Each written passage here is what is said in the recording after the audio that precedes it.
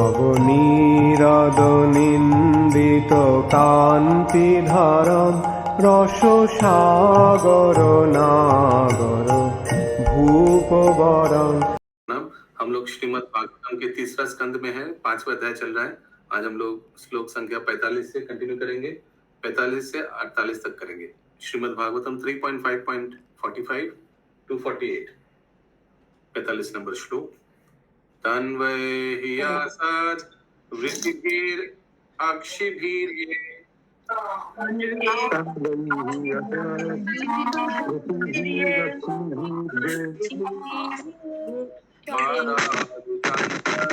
मनसा परेशा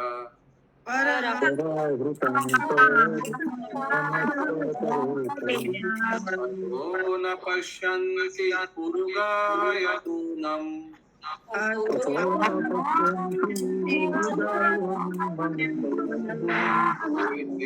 पदान्यासविलासलक्ष्य।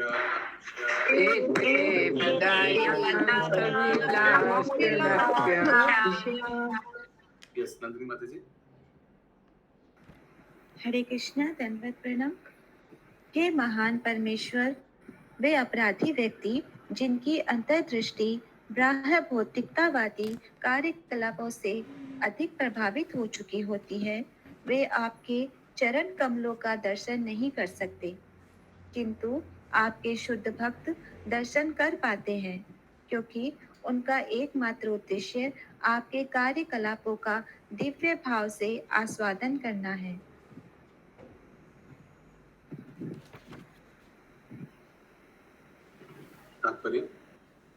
जैसा कि भगवत गीता 18.61 में कहा गया है, भगवान हर एक के हृदय में स्थित है। ये स्वाभाविक है कि मनुष्य कम से कम अपने भीतर भगवान का दर्शन कर सके, किंतु जिन लोगों की अंतर्दृष्टि बाहरी कार्यकलापों से आच्छादित हो चुकी होती है, उनके लिए यह संभव नहीं है। शुद्ध आत्मा, जिसका लक्षण चेतना है, एक सामान्य व्यक्ति द्वारा भी आसानी से अनुभव की जा सकती है, क्योंकि चेतना सारे शरीर में फैली हुई है। हरे Krishna. The pure soul, which is symptomized by consciousness, can be easily perceived even by a common man, because consciousness is spread all over the body. चेतना पूरा शरीर में विकसित है, उसीलिए हम लोग को पता चलता है आत्मा का उपस्थिति। सबको ये बात समझ में आया, आत्मा का उपस्थिति पूरा शरीर में चेतना फैला हुआ है ना। शरीर अगर अचेतन हो जाएगा, शरीर अगर खत्म हो जाएगा, मृत्यु हो जाएगा, तो फिर आप कोई भी पार्ट को अगर कुछ भी हथौड़ा से पीटिएगा तो कुछ दर्द नहीं होगा, कुछ महसूस नहीं होगा, तो दर्द है ना। Yes, Prabhuji. Hare Krishna, Prabhuji, but this refers to the level of consciousness, no? So Chetan, level of consciousness, Chetan means you can experience the consciousness at any part of the body. No.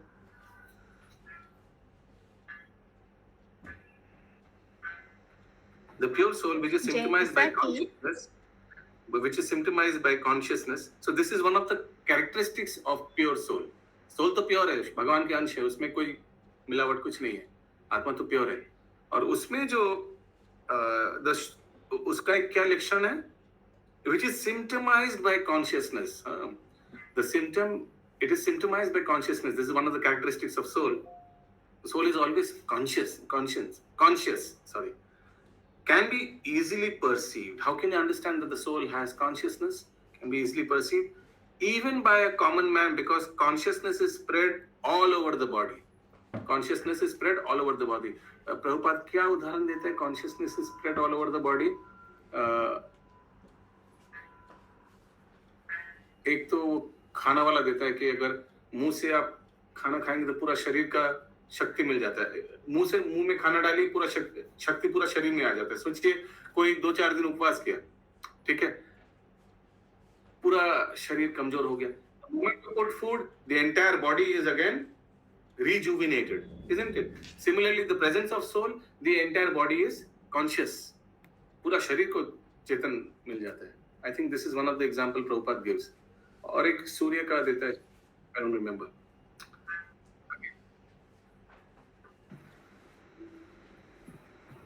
जैसा कि भगवत गीता में संस्तुति की गई है, योग पद्धति मानसिक कार्यकलापों को भीतर में ही केंद्रित करना है और इस तरह अपने अंदर भगवान के चरण कमलों का दर्शन करना है. किंतु ऐसे अनेक तथाकथित योगी हैं जिनको भगवान से कोई वास्ता नहीं रहता, अपितु वे केवल चेतना से ही मतलब रखते हैं, जिसे वे अंतिम साक्षात्कार मान लेते हैं. चेतना का ऐसा साक्षात्कार भगवत गीता द्वारा चुटकी बजाते सिखाया जा सकता है, जबकि तथाकथित योगियों को भगवान के चरण कमलों पर अपने अपराध के कारण इसे पाने में वर्षों लग जाते हैं.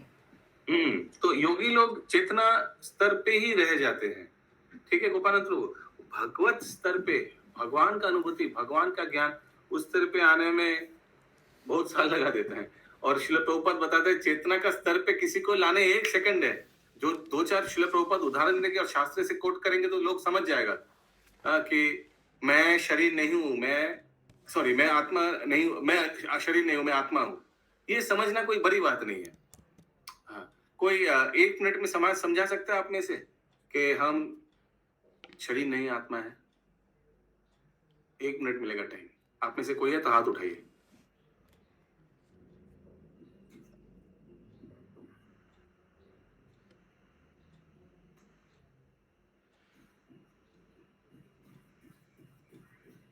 वो हम लोग जो भी सोचते हैं आत्मा.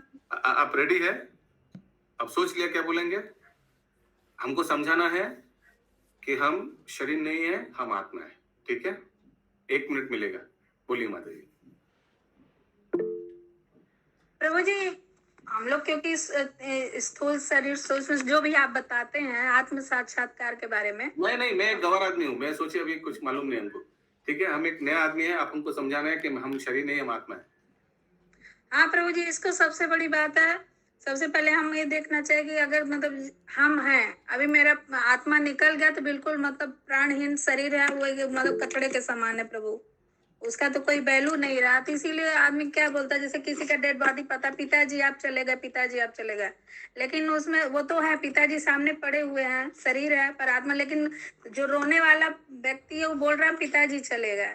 तो आत्मा को उस समय पुकारा, शरीर को नहीं पुकारा. Very nice, very simple, correct. मृत व्यक्ति लेटे हुए हैं तो पिताजी चले गए. पिताजी तो वहां है, तो कौन चले गए? आत्मा चले गए. या यस पिंकी माता जी, और कोई उदाहरण दे सकते हैं? ये तो बहुत अच्छा समझा है. सिंपल उदाहरण से लोग समझ जाएगा. तो इसलिए प्रभुपाद बता रहे हैं किसी को आत्मा के स्तर पे उस स्तर पे लाना एक चुटकी के काम है. क्या वो सेंटेंस है नंदिनी माता जी? फिर से पढ़िए. चेतना का ऐसा साक्षात्कार भगवत गीता द्वारा चुटकी बजाते सिखाया जा सकता है. Yes. जबकि बस लेकिन भक्ति में लाना, उसको भगवान के भक्त बनाना, वो चुटकी में नहीं हो सकता है. उसके लिए ज्ञान देना पड़ेगा, उसको सेवा करना पड़ेगा. फिर सेवा के माध्यम से वो समझेगा कि भगवान कौन है और मेरे साथ कैसे उनका संबंध हम जोड़ सकते हैं. यस पिंकी माता जी, और कोई दूसरा उदाहरण है? हरे कृष्ण प्रभु जी. जैसे वृक्ष में हम जल डालते हैं, जड़ में तो सारी पत्तियां हरी भरी हो जाती हैं. उसी तरह हमारे शरीर में आत्मा है, अगर हम आत्मा को परमात्मा से नहीं जोड़ पाते हैं तो ये बेकार हो जाता है. और शरीर रह के भी सिर्फ होता है ना कि जानवरों वाले हिसाब से जिंदगी जीना, खाना और सोना, और लेकिन आत्मा का साक्षात्कार तो भगवान को करने में, भगवान का जप या भगवान को दर्शन में ही है. तो हम लोग आत्मा को ही पहले पुष्ट करना चाहेंगे कि वो सही से रहे तो हमारा लेकिन हम शरीर है, हम आत्मा तो है ही नहीं. वो तो क्या करना चाहिए कर्तव्य आत्मा का, वो तो अलग बात है. लेकिन हम तो गवार आदमी, हम बोले हम शरीर है, हम तो शरीर है. यस, और कोई समझा सकता है कोई दूसरी उदाहरण से या कोई दूसरा तरीका से? ओके, बहुत सिंपल. ये राधेश्याम प्रभु बहुत यूज करते हैं. ये मेरा हाथ है, ये मेरा आंख है, ये मेरा नाक है, तो ये सब मेरा है, तो मैं कौन हूं? ये सबसे सिंपल है समझने के लिए. समझ में आया सबको? तो ये मेरा हाथ है, ये मेरा है, तो मैं कौन हूं? तो मैं आत्मा हूं. ओके, तो ये सिंपल है. या आगे. तो इसीलिए किसी को आत्मा के स्तर पे वो जब बड़ी बात नहीं है, लेकिन भक्त बनाना उसमें आगे. सबसे बड़ा अपराध तो व्यष्टि आत्माओं से भगवान के पृथक अस्तित्व को नकारना है, या भगवान तथा व्यष्टि आत्मा को एक तथा अभिन्न मानना है. निर्विशेषवादी प्रतिबिंब के सिद्धांत की गलत व्याख्या करते हैं और त्रुटिवंश वे व्यष्टि चेतना को परम चेतना मान लेते हैं. परम के प्रतिबिंबवाद व्यष्टि चेतना यानी इंडिविजुअल सोल व्यक्ति को भगवान मान लेता है और भगवान को एक व्यक्ति मान लेता है. आगे. परम के प्रतिबिंबवाद को कोई भी निष्ठावान सामान्य जन बिना किसी कठिनाई के स्पष्टतः समझ सकता है. जब जल में आकाश का प्रतिबिंब पड़ता है तो जल के भीतर आकाश तथा तारे दोनों दिखते हैं, किंतु आकाश तथा तारों को समान स्तर पर नहीं माना जाता.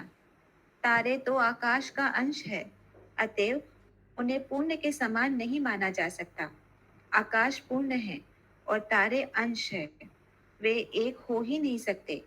जो अध्यात्मवादी योगी परम चेतना को व्यष्टि चेतना से पृथक नहीं मानते, वे उतने ही अपराधी हैं जितने कि भगवान के अस्तित्व तक को ही नकारने वाले भौतिकतावादी.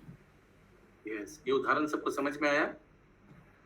आकाश और तारे का प्रतिबिंब. प्रतिबिंब में क्या लगेगा? वो तो सटा हुआ है, वो एक ही है. तारा आकाश का ये एक हिस्सा है. नहीं, तारा का अस्तित्व अलग है, आकाश का अस्तित्व अलग है. ओके, कोई किसी प्रश्न नहीं है? Very good, continue. वस्तुतः ऐसे अपराधी जन न तो अपने अंतःकरण में भगवान के चरण कमलों को देख सकते हैं, न ही वे भगवत भक्तों को देख सकते हैं. भगवत भक्त इतने दयालु होते हैं कि लोगों को इस चेतना से आलोकित करने के लिए सभी स्थानों में घूमते रहते हैं, किंतु अपराधी जन भक्तजनों का स्वागत करने का अवसर खो बैठते हैं. यद्यपि अपराध रहित सामान्य जन भक्तों की उपस्थिति से तुरंत ही प्रभावित हो जाते हैं. इस संदर्भ में एक शिकारी तथा देवऋषि नारद की एक रोचक कहानी है. एक जंगल में एक शिकारी रहता था जो यद्यपि महान पापी था, किंतु वह जानबूझकर अपराध नहीं किया करता था.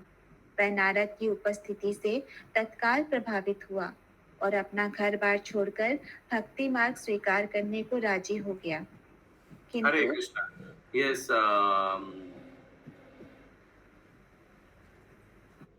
चंदा माता, किनका बात किया जा रहा है यहाँ? शिकारी का नाम क्या था?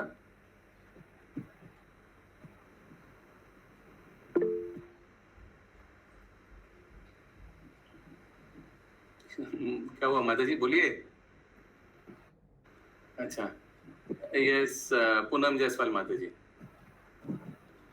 क्या नाम था शिकारी का? इतना सिंपल क्वेश्चन.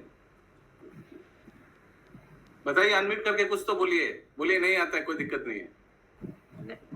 याद था प्रभु जी, भूल गए. भी ठीक है, पता है. शिकारी का नाम वो बहुत माने दुष्ट शिकारी था. वो जानवरों को मार के उसको बहुत खुशी मिलता था.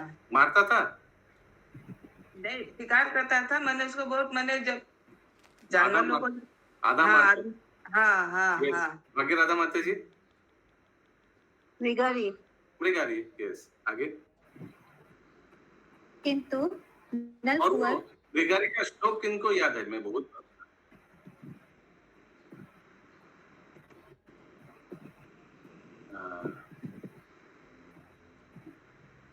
पंकज प्रभु बोल रहा है, ये तो इनका फेवरेट है, ये तो बोलेगा ही बोलेगा. मृगारी का प्रसंग आएगा तो बोलेगा ही बोलेगा.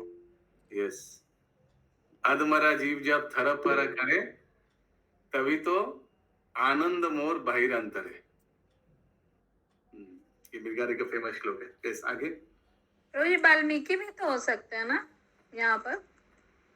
वही तो बाद में वाल्मीकि ऋषि बने ना. ब्रिगारी बने थे. तुलसीदास बने ना. ये दोनों अलग है. वाल्मीकि बने. तुलसीदास जी तो दूसरे वो भी सेम सिमिलर केस था ना? नहीं नहीं, वो अपने पत्नी के प्रेमिका के हाँ, पास हाँ। जा रहे थे। मड़ा मड़ा बोल के राम बोला, वो तो वो तुलसीदास जी है। वाल्मीकि थे। वो वाल्मीकि। ऋषि थे। अच्छा, ओके, मिक्स अप। यहाँ पर कौन होगा शशि माता जी, मृगारी की वाल्मीकि? वाल्मीकि। वाल्मीकि मृगारी और वाल्मीकि अलग अलग चीज है प्रभु जी। हाँ, अलग ये अलग भक्ति मार्ग स्वीकार किए इसलिए बोल रहे प्रभु जी। यहाँ पे मैं भी वाल्मीकि लेकिन हूँ। मृगारी क्या बन गया था फिर बाद में? कोई ऋषि बन गया था या मृगारी रहा? बस संभल समझ मृगारी के रहा रहा। और संत बन गया था। जैसे नीचे चिट्ठी फिट्टी जाने से उसको वो तो ठीक है, चलता था। लेकिन वो कुछ बन गया था क्या बाद में ऋषि? ये नहीं, ऋषि नहीं बना। रत्नाकर क्या बन गया था? वाल्मीकि रत्नाकर बने थे। वाल्मीकि जो थे वो पहले रत्नाकर थे प्रभु जी। रत्नाकर रत्नाकर वाल्मीकि बना। बाद में वाल्मीकि बन गए थे। ठाकुर मरा मरा बोलते हैं। यस, आगे। किंतु नलकुवर तथा मणिग्रीव अपराधियों को देवताओं के बीच रहते हुए भी अगले जन्म में वृक्ष बनने का दंड भोगना पड़ा। यद्यपि एक भक्त की कृपा से बाद में भगवान ने उनका उद्धार कर दिया। अपराधियों को तब तक प्रतीक्षा करनी पड़ती है जब तक उन्हें भक्तों की कृपा प्राप्त न हो ले। तब तक वे अपने अंतःकरण में भगवान के चरण कमलों का दर्शन करने के पात्र बन जाते हैं, किंतु अपने अपराधों तथा अपनी नितांत भौतिकतावादिता के कारण वे भगवत भक्तों तक का दर्शन नहीं कर पाते। प्रायः कार्यों में व्यस्त रहने से वे अपनी अंतर्दृष्टि का हनन कर डालते हैं। फिर भी भगवत भक्त उन मूर्खों के अपराधों पर ध्यान नहीं देते जो अनेक स्थूल तथा सूक्ष्म शारीरिक प्रयासों में लगे रहने के कारण होते रहते हैं। भगवत भक्त ऐसे समस्त अपराधियों को बिना हिचक के भक्ति का आशीर्वाद देते रहते हैं। भक्तों का यही स्वभाव है। हरे Krishna. The devotee, however, does not mind the offense of the foolish in their many gross and subtle bodily endeavors. जो प्रचारक है, जो भक्त हैं, वो जो प्रचार करता है, जो नौसिखिया व्यक्ति है, उनका अपराध को वो नहीं मानते। वही तो इस श्लोक में दिया हुआ है ना, कि जो साधारण जड़ जागतिक व्यक्ति है, वो भगवान के चरण में उनका मति नहीं आता है। It doesn't get taste भगवान के लिए, लेकिन भक्त लोग पीछे पड़ा रहता है उनका, है ना? Devotees don't give up. किसी का कोई प्रश्न है? हरे कृष्णा प्रभु जी। ये जो सूक्ष्म अपराध लिखे हुए हैं, ये क्या हुए? ये जो लास्ट वाली लाइन गई है, कहीं म्यूट करो। The Lord's devotees continue to bestow the blessings of devotion upon all such offenders without hesitation. That is the nature of devotees. तो हिंदी में क्या लिखा है? पढ़िए एक बार से, नंदिनी माता, क्या सूक्ष्म का क्या लिखा है? Oh, मिल गया, समझ गया। The devotees, Lord's devotees, however, do not mind the offenses of the foolish in their many gross and subtle bodily endeavors.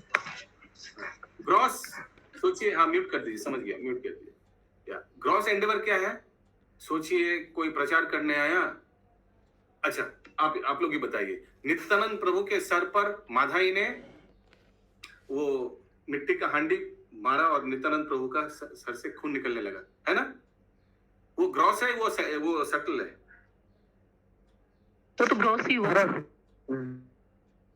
In the gross and subtle Endeavour, यहाँ तो ग्रॉस एंड आई मीन बहुत बड़ा कुछ अगर अपराध के gross कर दिया ना। अच्छा, कोई सटल उदाहरण दे सकता है? सटल एंडेवर का कोई उदाहरण दे सकता है?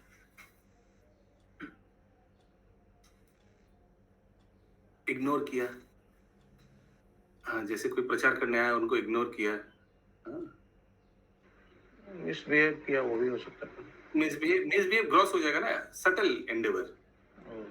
तो कमेंट आ गया। ये श्लोक शायद हमने क्लास में कराया था।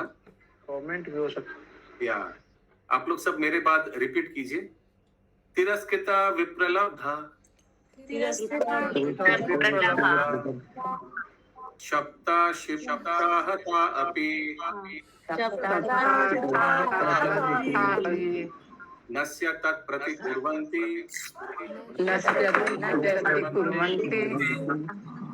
तद्भक्ता प्रभवो अपि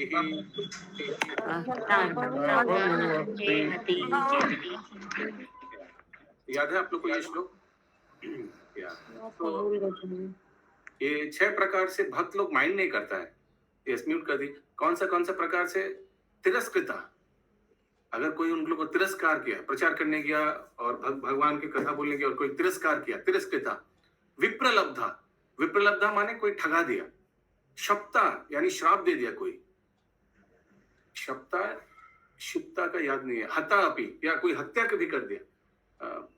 नस्य तत् प्रतिकुर्वन्ति, भगवान के भक्त इसमें कोई ऑफेंस नहीं लेते हैं। तद्भक्ता प्रभवो अपि, आपका भक्त कितना महान है, ऐसे कुछ श्लोक आता है।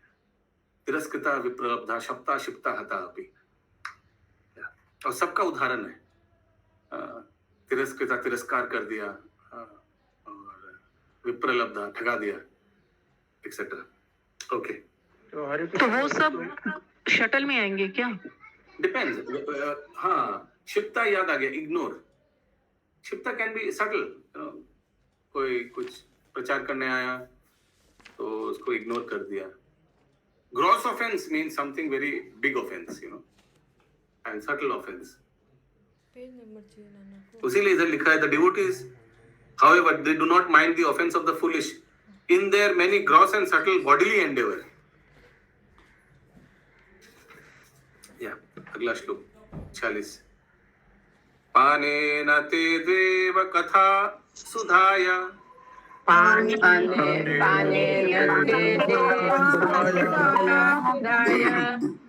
अच्छा, ये ग्रॉस एंड सटल एंडेवर, प्रयास, ये म्यूट, ये भक्त का है या वो उस नौसिखिया व्यक्ति का है? व्यक्ति का है, व्यक्ति का। हिंदी में क्या दिया हुआ है सेंटेंस? फिर भी भगवत भक्त उन मूर्ख अपराधों पर ध्यान नहीं देते जो अनेक स्थूल तथा सूक्ष्म शारीरिक प्रयासों में लगे रहने के कारण होते हैं। ये अभक्तों के लिए बोला गया है, अभक्तों के प्रयासों में लगे। अच्छा, प्रभु जी, सूक्ष्म शरीर में कैसे वो लोग ध्यान देते हैं? स्थूल का तो समझ में आया। गुण तो भागवत भक्त का ही है प्रभु। जो माइंड नहीं करते हैं वो तो भक्त ही है। नहीं, प्रयास मीन्स वो offend, subtle and gross offence होगा। पुलिस मन बुद्धि अहंकार से जो होता है, मन बुद्धि अहंकार से जो भक्त का प्रति कुछ खराब व्यवहार होता है, उसको बोला गया। अभी उसको उससे लगा दे जैसे बनाया था। ओके, अगला श्लोक। हरे कृष्णा प्रभु जी। हरि बोल। तो यहाँ अपराध तो नहीं लिखा है ना, यहाँ तो लिखा है सूक्ष्म तथा स्थूल शारीरिक प्रयासों में लगे रहने के कारण होते हैं। हाँ, तो ये क्या भक्ति का प्रयास? तो ये भक्ति का प्रयास जो भक्त लगे वो, या ये भौतिक कार्य का प्रयास, वो समझ नहीं आ रहा है।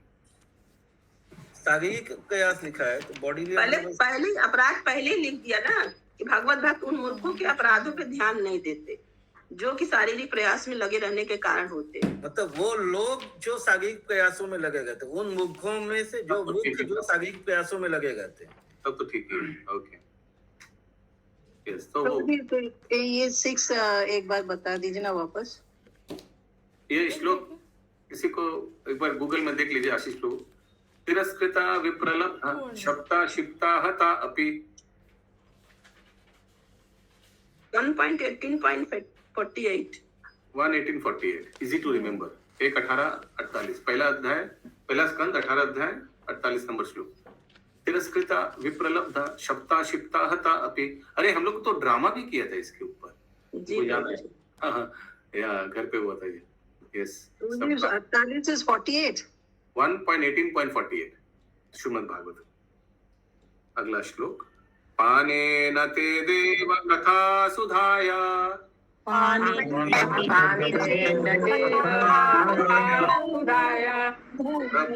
भक्त्या विशदास्याते ये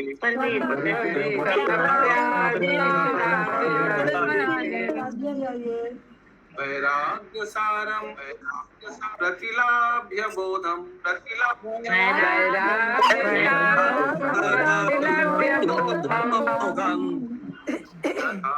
शांतियुर अकुंठित इष्यम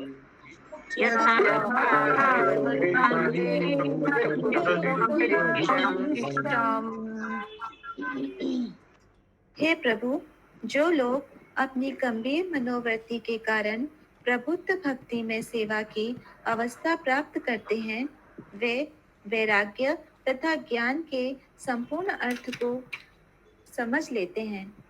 और कृष्ण प्रभु जी, इसमें प्रबुद्ध का मतलब क्या हुआ? सिर्फ प्रबुद्ध का एनलाइटेंड डिवोशनल सर्विस, बहुत एनलाइटेंड यानी बहुत उज्ज्वलित भक्ति प्राप्त कर लेता है। देखते हैं तात्पर्य में क्लियर आएगा। Yes, continue. और आपकी कथाओं के अमृत को पीकर ही आध्यात्मिक आकाश में वैकुंठ लोक को प्राप्त करते हैं। तात्पर्य निर्विशेषवादी मानसिक चिंतकों तथा भगवान के शुद्ध भक्तों में जो अंतर होता है वह यही है कि निर्विशेषवादी प्रत्येक अवस्था पर ब्रह्म के कष्ट साध्य ज्ञान से होकर गुजरते हैं, जबकि भक्तगण एक सेकंड। सो मिजरेबल अंडरस्टैंडिंग, निर्विशेषवादी का अंडरस्टैंडिंग बहुत गड़बड़ है, उनको बहुत दुख मिलता है। कौन सा श्लोक है? कष्ट मिलता है। निर्विशेषवादी भगवान का जो निर्विशेष रूप का अव्यक्त सप्तचेतसाम, यस, अव्यक्त आसक्त, जो अव्यक्त रूप में आसक्त है, उस निर्विशेष व्यक्ति को बहुत क्लेश झेलना पड़ता है। आगे, जबकि भक्तगण अपने प्रयास के आरंभ से ही समस्त आनंद के धाम में प्रवेश करते हैं। भक्त को भक्ति में कार्यकलापों के विषय में केवल श्रवण करना होता है, जो कि सामान्य जीवन के किसी भी कार्य की तरह सरल होता है। वह बहुत ही सरल ढंग से कार्य करता है, जबकि मानसिक चिंतक को बाग जाल से होकर गुजरना पड़ता है, जिसमें कुछ तथ्य रहते हैं और कुछ तो निर्विशेष अवस्था बनाए रखने के लिए दिखावा मात्र होते हैं। पूर्ण ज्ञान प्राप्त करने के लिए घोर प्रयासों के बावजूद निर्विशेषवादी भगवान की ब्रह्म ज्योति के निर्विशेष तादात्म्य में लीन हो पाता है। इससे तो भगवान के शत्रु भी उनके द्वारा मारे जाने पर सहज ही प्राप्त कर लेते हैं। हरे कृष्णा, सोचिए कितना दुर्भाग्य है। इतना साल तपस्या करने के बाद ब्रह्म ज्योति मिला। अरे वो तो भगवान के जो विरुद्ध में लड़ा उसको भी मिला। हरे कृष्ण। यस, आगे। किंतु भक्तगण ज्ञान तथा वैराग्य की सर्वोच्च अवस्था प्राप्त करते हैं और वैकुंठ लोकों को जाते हैं, जो आध्यात्मिक आकाश के लोक हैं। निर्विशेषवादी को तो केवल आकाश प्राप्त होता है, उसे कोई वास्तविक दिव्य आनंद नहीं प्राप्त होता, जबकि भक्त उन लोगों को प्राप्त होता है जहाँ असली आध्यात्मिक जीवन होता है। गंभीर मनोवृत्ति से युक्त भक्त सारी उपलब्धियों को धूल की तरह झाड़ देता है और एकमात्र भक्ति को स्वीकार करता है, जो दिव्य परिणति है। हरे कृष्ण।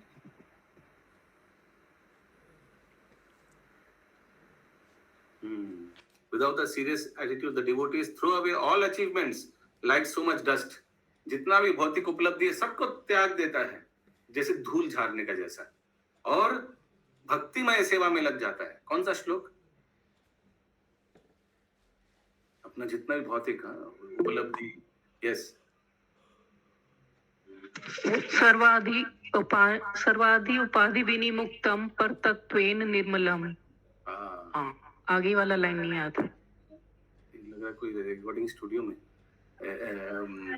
सर्व उपाधि विनिर्मुक्तम तत्परत्वेन निर्मलम निशिकेन ऋषिकेश सेवनम भक्ति उच्यते। ये शुद्ध भक्ति का डेफिनेशन में एक है। Very good. यानी सर्व उपाधि विनिर्मुक्तम, जितना भी उपाधि है कैसे धूल के जैसे। भक्ति में, मंदिर में भक्त लोग के संग में कोई कोई देखता है कि कौन कितना क्या क्या उपलब्धि मिला है उनका जीवन में? Nobody cares. 47 तथा परे चात्म समाधि योगा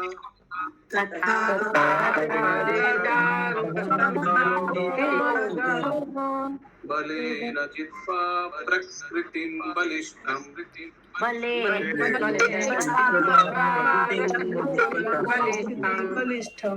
त्वमेव धीरा पुरुषं विशन्ति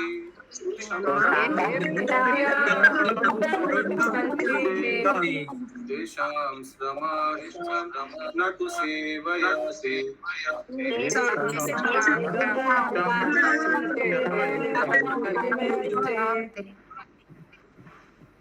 हरे कृष्णा।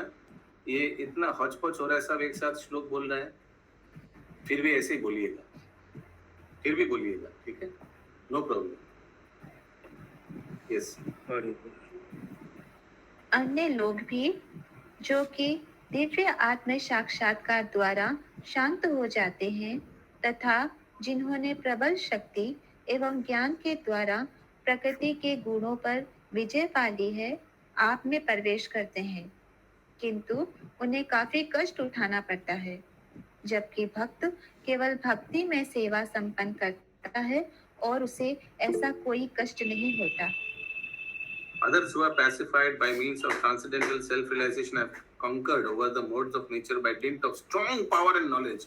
बहुत तत्व ज्ञानी, बहुत शास्त्र का वेद का अध्ययन पठन करके, स्ट्रॉन्ग पावर, बहुत तपस्या करके, नहीं खाना पीना करके, पहाड़ों में जाकर हजारों हजारों साल तपस्या करके, कठिन वेदर कंडीशन में आपको पाया है, इतना कष्ट करके।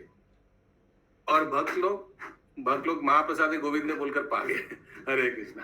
प्रसाद खाते खाते, परिक्रमा लगाते लगाते, हाँ, डांसिंग कीर्तन करते करते भगवान को प्राप्त कर लेता है।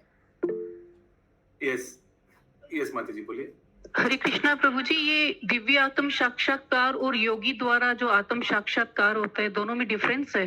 सेम है। वो योगी और ज्ञानी योगी जो इतना झमेला करके पाया है, और भक्त क्या है, लिफ्ट ले लिया, और योगी तो फिर इसको स्पेसिफिक वे में क्यों बोला गया है, दिव्य आत्म साक्षात्कार, और पिछले में नॉर्मली बोला गया था? पिछले श्लोक में आया था ना आत्म साक्षात्कार से रिलेटेड कुछ लाइन।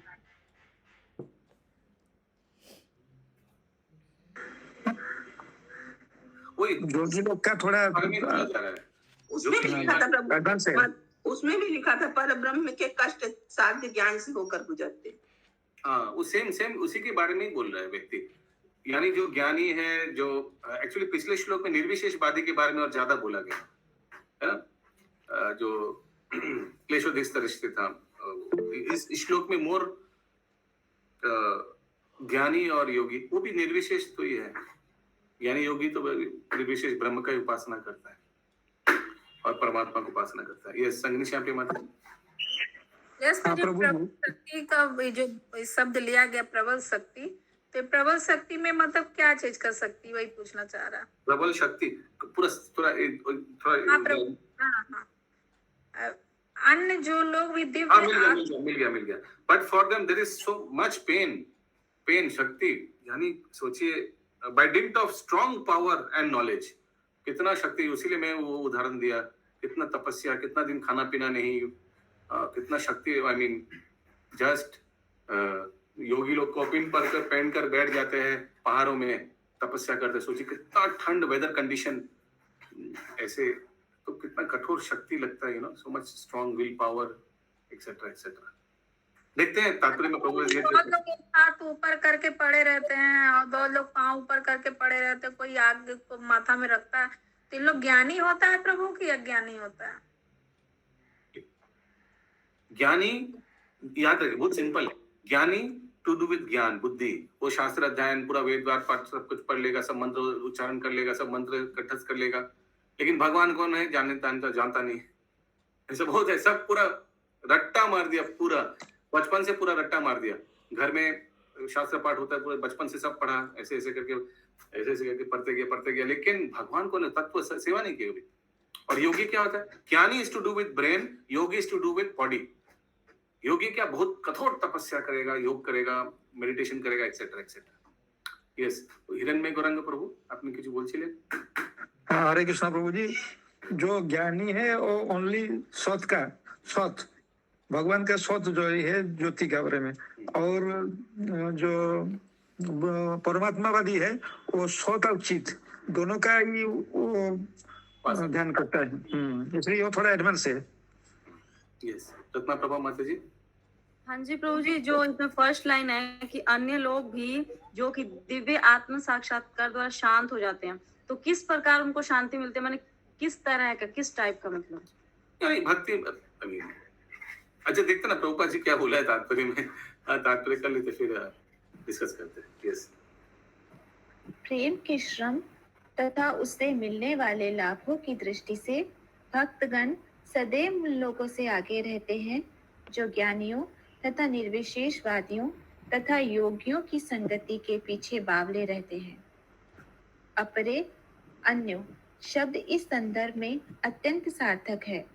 यह शब्द उन ज्ञानियों तथा योगियों का द्योतक है जिनकी एकमात्र आशा निर्विशेष ब्रह्म ज्योति में तदाकार होने की रहती है। यद्यपि उनका गंतव्य भक्तों के गंतव्य की तुलना में अधिक महत्वपूर्ण नहीं होता, किंतु अभक्तों को भक्तों की अपेक्षा अत्यधिक श्रम करना पड़ता है। कोई यह सुझाव रख सकता है कि भक्ति में सेवा संपन्न करने में भक्तों को भी पर्याप्त श्रम करना होता है, किंतु इस श्रम की क्षतिपूर्ति दिव्य आनंद की वृद्धि से हो जाती है।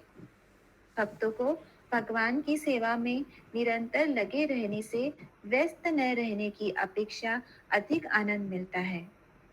पुरुष तथा स्त्री के पारिवारिक संयोग में दोनों ही के लिए अधिक श्रम तथा उत्तरदायित्व रहता है। फिर भी जब वे अकेले होते हैं तो संयुक्त कार्यकलापों के अभाव में उन्हें अधिक झंझट प्रतीत होता है। Very good. When they are single, they feel more trouble for want of their united activities. So वैसे ही भक्त लोग सेवा करते करते उसी में आनंद में रहता है, और जब सेवा खत्म हो जाता है फिर बोलता है कितना अच्छा कटा था।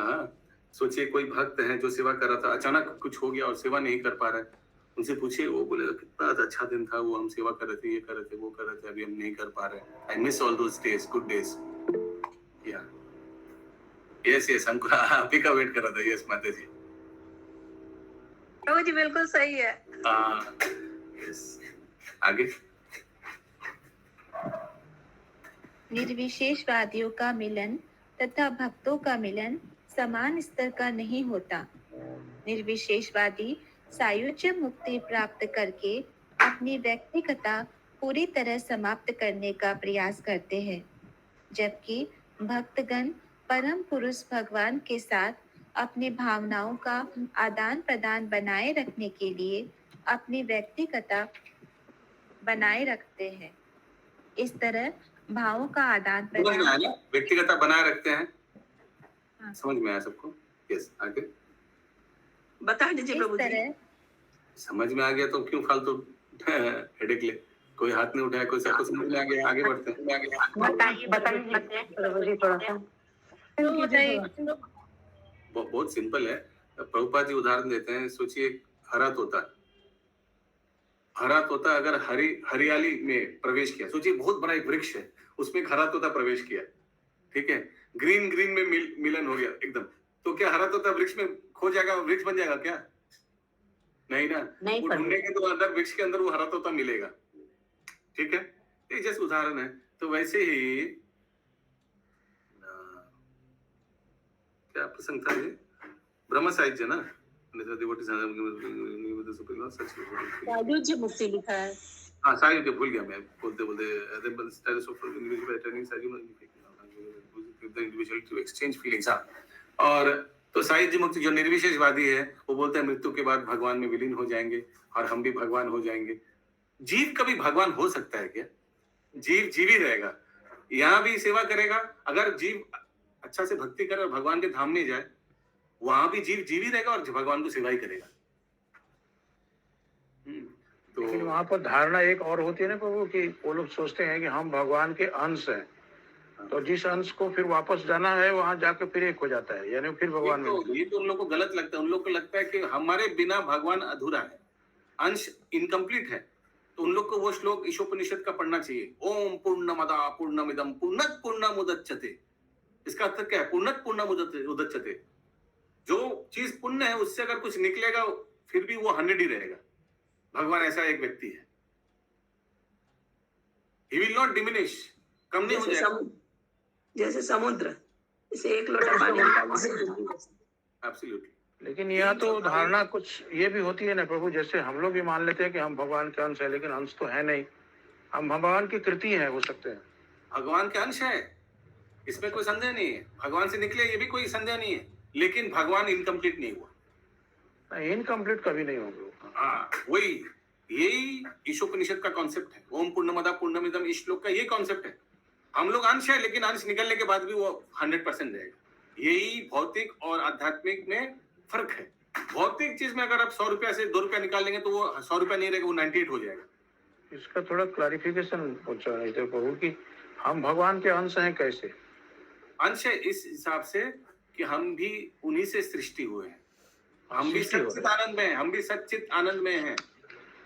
भगवान सच्चित आनंद में है, हम भी सच्चित आनंद में हैं। मैंने रूप गुण उन्हीं की तरह हम पाते हैं, इसलिए एकदम सेम। और एक अच्छा उदाहरण दे रहा हूँ। अभी शशि माता जी ने समुद्र का उदाहरण दिया था ना। समुद्र से अगर आप एक मग पानी उठा लीजिएगा, उसका जो कैरेक्टरिस्टिक्स है समुद्र में भी वही कैरेक्टरिस्टिक्स है, लेकिन समुद्र का पानी वही रहेगा। लेकिन फिर भी तो एक तर्क सकता है, नहीं समुद्र का पानी तो एक मग कम हो जाएगा, बोल सकता है ना कोई ना। হরে কৃষ্ণ প্রভু।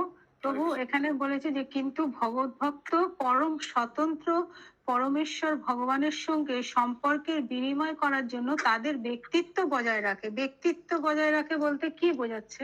যে ভগবানের ধামে গিয়েও ভক্ত আর ভগবান দুজন আলাদা ব্যক্তি। আলাদা, আচ্ছা আচ্ছা আচ্ছা। यस, कंटिन्यू करो नंदिनी माता जी। इस तरह भावों का आदान प्रदान दिव्य वैकुंठ लोकों में होता है। अतएव जिस मुक्ति की तलाश निर्विशेषवादी करते हैं वह भक्ति में पहले ही प्राप्त हो चुकी होती है। भक्तगण अपनी व्यक्तिगतता बनाए रखकर दिव्य आनंद प्राप्त करते हुए स्वयं में मुक्ति पाते हैं, जैसा कि पिछले श्लोक में बताया जा चुका है। भक्तों का गंतव्य वैकुंठ या अकुंठ देश में होता है। यस, सुषमा शर्मा माता जी। प्रभु जी, स्वमेव मुक्ति क्या हुआ? कौन सा श्लोक, मैंने कहाँ आया ये? यहीं पे प्रभु जी, जैसे जस माता जी पढ़ी हैं, भक्तगण अपनी व्यक्तिगतता बनाए रखकर दिव्य आनंद प्राप्त करते हुए स्वमेव मुक्ति पाते हैं। पिछला ही लाइन जो पढ़ रही माता जी अभी तुरंत, अपने आप ही मुक्ति मिल जाता उन लोग। The devotees attain mukti automatically while continuing the transcendental pleasure of maintaining individuality। यानी इस जड़ जगत से तो मुक्ति मिल ही जाते हैं, जन्म मृत्यु जरा व्याधि के चक्कर से। और इनफैक्ट भक्त लोग को जो मुक्ति मिलता है जड़ जगत से वो परमानेंट है, कंसिस्टेंट है।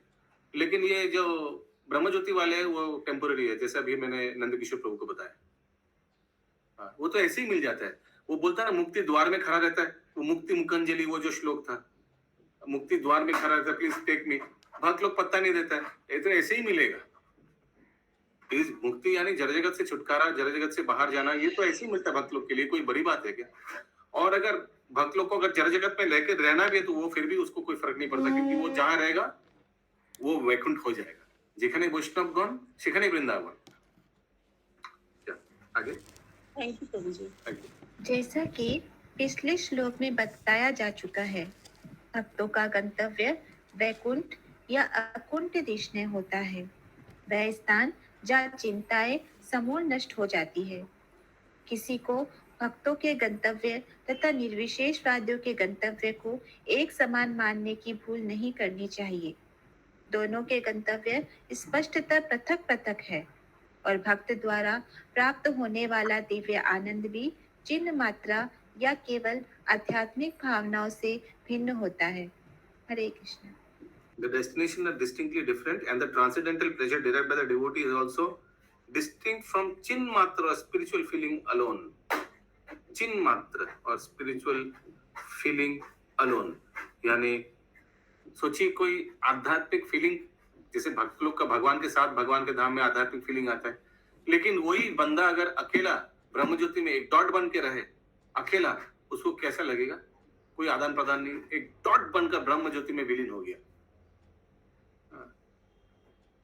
जैसे प्रभुपाद उदाहरण देते, जैसे सुबह सुबह आप अगर खिड़की खोलेंगे तो सूर्य का रोशनी आता है, और आप बहुत ध्यान से देखिएगा तो सूर्य के रोशनी में आप देख सकते हैं बहुत dot dot dot dot dot dot particle दिखाई देता है ना, वैसे एक डॉट बनकर रह जाएगा हजारों साल ब्रह्म ज्योति में विलीन होकर। कुछ आदान प्रदान नहीं, ऐसे डॉट बन के रहो। आज के अंतिम श्लोक 48 नंबर। तत्ते वयं लोक शिक्षा यदा याद्या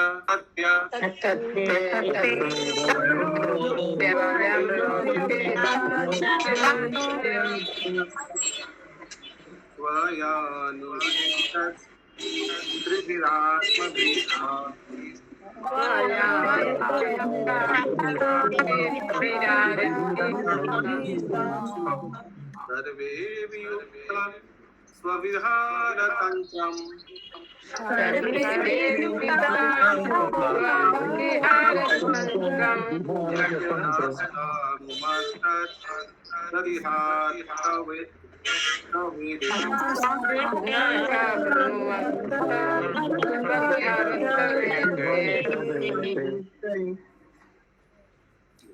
हरे कृष्ण प्रभु जी, ये जो आध्यात्मिक भावना ऊपर में लिखा हुआ था, क्या वो डॉट वाले लोग को भी आध्यात्मिक भावना होता है? यस, एकदम। उसीलिए तो भगवान के धाम, ये ब्रह्म ज्योति भी तो स्पिरिचुअल वर्ल्ड में आता है। हाँ, और ये भी तो भगवान का ये भी तो ब्रह्म उपलब्धि का प्रथम स्तर में है ना माता जी। यस प्रभु जी। ब्रह्म ज्योति भी तो ब्रह्म उपलब्धि का प्रथम स्तर है। ये व्यक्ति भी तो बहुत भगवान को प्राप्त करने के लिए, भगवान एक व्यक्ति वो नहीं मालूम है, लेकिन नास्तिक तो नहीं है। यस दोनों ही ब्रह्म की उपासना करते हैं। प्रभु जी, इसको मैंने वो न्यूट्रलिटी में आ जाता है। न्यूट्रलिटी एक्चुअली वो इधर भी नहीं उधर भी नहीं। यस, अशोक प्रभु, मैं बोल नहीं पड़ू कि हम भी ब्रह्म की उपासना करते हैं, वो भी ब्रह्म की ही उपासना करते हैं, सिर्फ रास्ते दो हैं। हमारी सोच अलग है, उनकी सोच अलग है। हाँ, उनको लगता है कि भगवान का आकार नहीं है, लेकिन भगवान है। दोनों ही भगवान मानते हैं। दोनों ही भगवान मानते, उनको लगता है भगवान का आकार नहीं है। जैसे आप देखिए, उनका सोच है कि हम भगवान में मिल जाएंगे, हमारा सोच है कि भगवान के चरणों में जाएंगे। जैसे नहीं अंतर है। इस्लाम में भी मुसलमान लोग, उन लोग भी मानते नहीं है कि भगवान का आकार है, शरीर है। They don't have any deity worship, नहीं है। They don't believe in deity worship, विग्रह पूजा में एकदम नहीं मानते। इसीलिए आप देखते हैं औरंगजेब उनके समय में वृंदावन के सब मंदिर में आक्रमण किया, सब मंदिर तोड़ने लगा, विग्रह तोड़ने लगा। विग्रह तोड़ने के डर से साधु लोग विग्रह को लेकर छुपा छुपा कर सुरंग पथ में अलग अलग जगह जाकर स्थापन किया, है ना। जैसे राजा जय सिंह, राजा मान सिंह, सब इन लोग वृंदावन के प्रमुख विग्रह वृंदावन में नहीं है, राजस्थान में। राधा गोविंद जी का मंदिर में राधा गोविंद जी, फिर राधा मदन मोहन करोली में राधा विनोदी लाल, राधा गोपीनाथ जी, ओरिजिनल जो डिटीज है, जो प्रमुख आचार्य संतों ने स्थापन किया, वो सब वृंदावन में नहीं है। मंदिर वृंदावन रह गया, मंदिर तो उठाने ले आ सकते हैं, लेकिन विग्रह लेकर चले गए। और अभी जो विग्रह है वो बाद में स्थापन किया गया विग्रह, original deities are not there. और हम लोग इन लोग के अत्याचार महाप्रभु के समय में भी था, है ना। चैतन्य चरितामृत में भी आता है। प्रभु जी, अभी भी है। अभी हम लोग के घर के पास में शिवरात्रि के बाद 2 दिन इतना बढ़िया से पूजा पाठ हुआ, और तीसरे दिन शिवलिंग का ऐसे काट दिया कोई रात में। बहुत सारी पुलिस वगैरह आई थी। ये जब से उनका उत्पत्ति है तब से उत्पात है। ओके, यस, अनुवाद। किसका उत्पत्ति प्रभु जी? उनका अरे तो आप तो रिटायर्ड है, आपको भी क्या दर्द है? हरे कृष्णा। यस, अनुवाद तात्पर्य। हे आदि पुरुष, इसीलिए हम एकमात्र आपके हैं। यद्यपि हम आपके द्वारा उत्पन्न प्राणी हैं, किंतु हम प्रकृति के 3 गुणों के प्रभाव के अंतर्गत एक के बाद एक जन्म लेते हैं। इसीलिए हम अपने कर्म में पृथक पृथक होते हैं। अतएव सृष्टि के बाद हम आपके दिव्य आनंद के हेतु सम्मिलित रूप में कार्य नहीं कर सके। प्रभु जी, देवतागण भगवान को बोल रहे हैं क्या? हाँ, स्तुति कर रहे हैं। पिछले 10-12 तो यही चल रहा है ना। देवा ऊंचू, O original person, we are therefore but yours only. Yes, Vinita मत। हरे कृष्ण प्रभु जी। प्रभु जी, तो फिर ये क्यों ऐसे बोले कि किंतु हम प्रकृति के 3 दिनों के प्रभाव के अंतर्गत एक के बाद एक जन्म लेते हैं? देवतागण का तो जीवन बहुत लंबा होता है। देखते मैं तात्पर्य भी पढ़ लेते हैं। O original persons, we are therefore but yours only, although we are your creatures. Shyam, तो दरवाजा खुला है क्या? आवाज आ रहा है इतना? वो जो बाहर वॉशिंग मशीन वाला, वो बंद करो। O original persons, we are therefore but yours only. Although we are your creatures, we are born one after another under the influence of 3 modes of nature. एक के बाद एक. And for this reason, we are separated in action. अच्छा, विनीता माती, ब्रह्मा जी आगे हुआ या रुद्र जी आगे हुआ? ब्रह्मा जी आगे हुए। तो one after the other हुआ ना? दोनों देखता है। बस एक उदाहरण के लिए आगे भी पढ़ते हैं, आगे भी आए तो सीक्वेंस में आया ना, अलग अलग ब्रह्मा जी रजोगुण के अवतार, रुद्र तमोगुण के अवतार। यस, तात्पर्य यह विराट सृष्टि भगवान की बहिरंगा शक्ति के 3 गुणों के प्रभाव के अंतर्गत कार्यशील है। विभिन्न प्राणी भी उसी प्रभाव के अधीन हैं। अतएव वे भगवान को तुष्ट करने के लिए एकजुट होकर कर्म नहीं कर सकते। कार्यों की इस विविधता के कारण भौतिक जगत में कोई ऐक्य या सामंजस्य नहीं हो सकता। इसीलिए सर्वोत्तम नीति यही है कि परमात्मा के लिए कर्म किया जाए। इससे वांछित ऐक्य स्थापित हो सकेगा। हरे कृष्ण।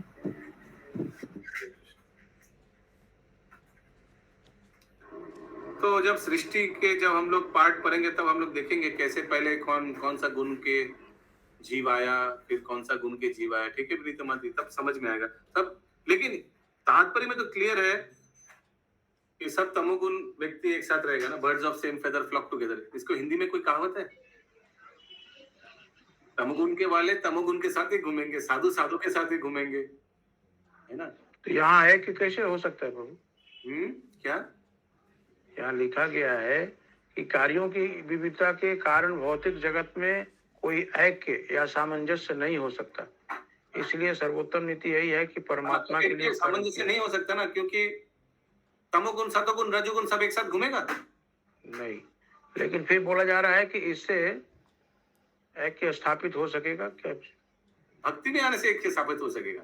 हम लोग सोचिए, हम में से कोई तमोगुण में था, कोई रजोगुण में था इतना साल, लेकिन जब भक्ति मार्ग में आया सब एक साथ क्लास कर रहे हैं। हरे कृष्ण। ठीक है, ग्रंथराज श्रीमद् भागवतम की जय।